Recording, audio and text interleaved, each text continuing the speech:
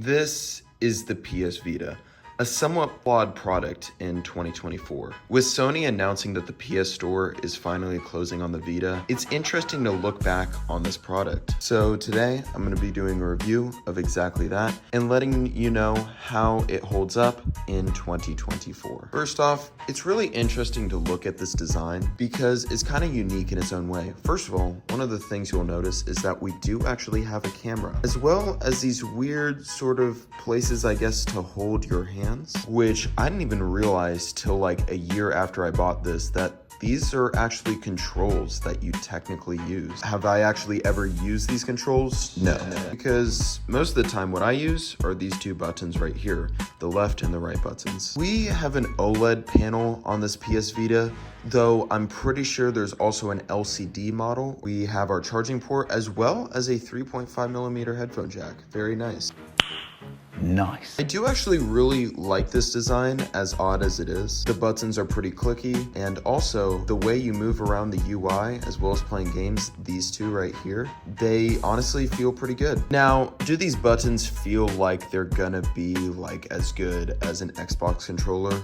Not particularly, but considering this is handheld and the Xbox is not, this is pretty great. So like I said about this display, this is an OLED panel, and not only is it OLED, but it's almost HD quality, which actually makes it feel really good, like very, very premium. So I do like the display a lot. So yeah, the display is great, and so is the design, but the main thing that you're gonna do on the PS Vita is probably play some games. So like I said, the PS Store doesn't work anymore, and when you try to actually click on the PS Store, this is the error that I get. So that's a bit of a bummer, but the good thing is that there's cartridges on the PS Vita. And honestly, with the cartridges, you can get any game you want, so it's not really a problem.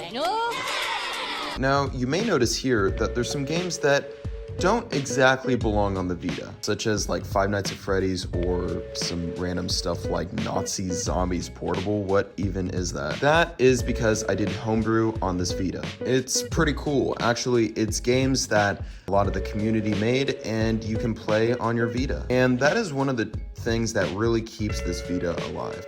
But either way, what is my thoughts on the gaming and the performance? Honestly, in a lot of ways, and in most of the games that I play, it runs fantastic. I most frequently definitely play Minecraft and Call of Duty Black Ops, and also Killzone Mercenary, though I am reporting that because there was a bit of an error. But two of the main games that I usually play, Minecraft and Call of Duty Black Ops, Declassified, which, by the way, is basically in between Black Ops 1 and Black Ops 2, but that's besides the point.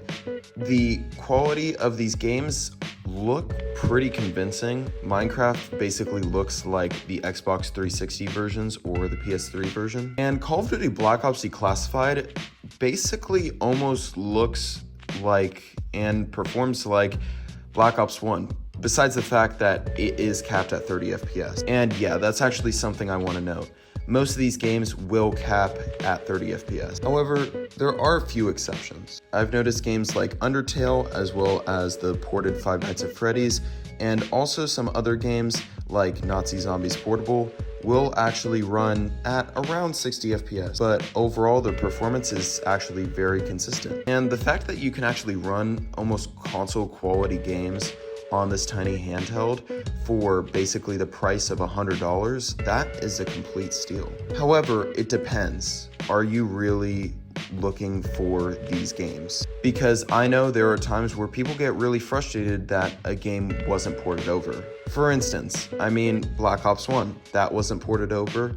Or if you want to play Minecraft on the PS Vita, you're gonna have to play with other people who own a PS Vita.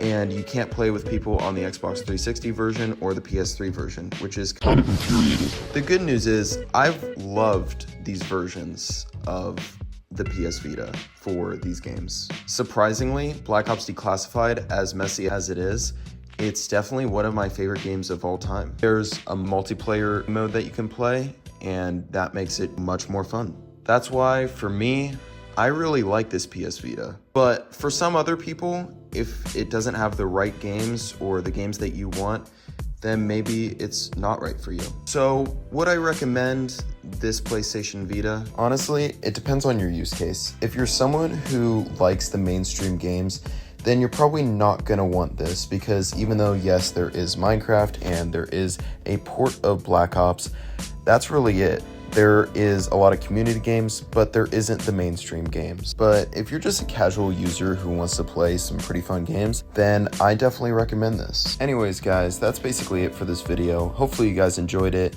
If you did, make sure to smash that like button. Please subscribe. We're getting an insane amount of subscribers, so please do that, and I'll see you guys in the next one.